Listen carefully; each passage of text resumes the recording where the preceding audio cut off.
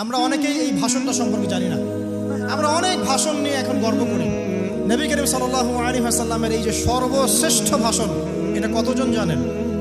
বিদায় হজের ভাষণ। কতজন জানেন বিদায় হজের ভাষণে নবী সাল্লাল্লাহু আলাইহি ওয়াসাল্লাম কি বলেছিলেন উম্মতকে? আমরা একটু আপনাদেরকে শোনাবো, শুনিয়ে ইনশাআল্লাহ লেকচারটা শেষ করব। নবী করিম সাল্লাল্লাহু আলাইহি ওয়াসাল্লাম এই দিনে 31টা বিষয়ে উম্মতকে নির্দেশ দিয়েছেন। 31টা বিষয়, সবগুলো বলার সময় পাওয়া যাবে না, আমি কয়েকটা কথা বলছি। নবী করিম সাল্লাল্লাহু আলাইহি ওয়াসাল্লাম সবার সামনে দাঁড়িয়ে দীর্ঘ 23 বছর অক্লান্ত পরিশ্রম করে দাওয়াতি মিশন কমপ্লিট করার পরে সবাইকে সমবেত করে একটা হজ করলেন।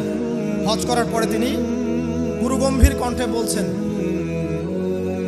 হৃদয়ের সমস্ত আবেগ বের করে দিয়ে বলছেন, হে জনগণ, আইয়ুহান নাস, হে জনগণ, আমি জানি না আজকের পর তোমাদের সাথে আমি কখনো মিলিত হতে পারবো কিনা।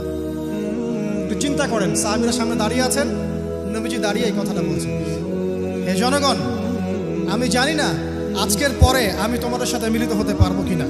অতএব যে ব্যক্তি আজকে আমার এই কথাগুলোকে স্মরণ রাখবে, সে যেন অন্যের কাছে এই কথাগুলো পৌঁছে দেয়। হতে পারে যার কাছে পৌঁছে দেওয়া হচ্ছে সেই এই কথাগুলোকে বেশি সংরক্ষণ করতে পারবে। আল্লাহ পাক তার প্রতি রহম করুন যে আমার এই কথাগুলোকে অন্যের কাছে পৌঁছে দেবে। নবীজির ভাষণ। এরপর নবীজি বলছেন, জেনে রাখো নিশ্চয়ই তোমাদের পরস্পরের, মুসলিমদের পরস্পরের সম্পদ, পরস্পরের রক্ত, পরস্পরের এই যে জান, মাল, ইজ্জত, এগুলো একে অপরের জন্য হারাম। মুসলিমদের পরস্পরের রক্ত, পরস্পরের ইজ্জত, সম্মান একে অপরের জন্য হারাম। এর হানি করা একে অপরের জন্য হারাম। ঠিক যেমন আজকের এই দিন হারাম, এই শহর হারাম, এই মাসও হারাম। নবী করিম সাল্লাল্লাহু আলাইহি ওয়াসাল্লাম বলছিলেন, জেনে রাখো 3টা বিষয়ে যেন তোমাদের অন্তর কখনো খেয়ানত না করে।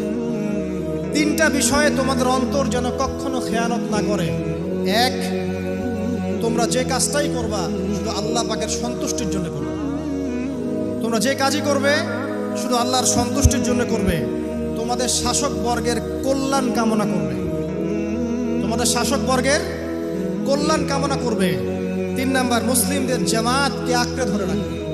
মুসলিমদের ইউনাইটেড কমিউনিটিকে আঁকড়ে ধরে থাকবে। এই 3টা বিষয় পালনের ক্ষেত্রে তোমাদের অন্তর যেন খেয়ানত না করে। এদিন সূর্য ঢলে যাওয়ার পরে নবী সাল্লাল্লাহু আলাইহি ওয়াসাল্লাম আরো বললেন, শুনে রাখো হে মানব জাতি, এটা ভালো করে শোনেন, শুনে রাখো হে মানব জাতি, নিশ্চয়ই আমি মুহাম্মদ সাল্লাল্লাহু আলাইহি ওয়াসাল্লাম জাহেলি যুগের যত কুপ্রথা আছে সমস্ত কুপ্রথাকে আমার পায়ের তলে পিষ্ট করে গেলাম। জাহেলি যুগে কি ছিল ভাই? শিরক।